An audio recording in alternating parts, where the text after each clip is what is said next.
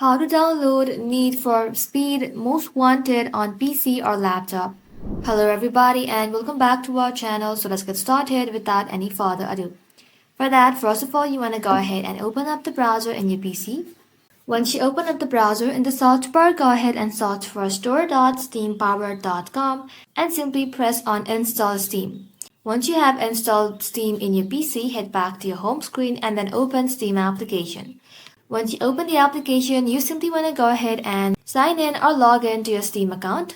Once you're logged into your Steam account, simply tap on Store and in the search bar, search for Need for Speed. Once you search for it, you will find it right over here. Tap onto it. And from here, scroll below. Then you want to go ahead and tap on Add to Cart.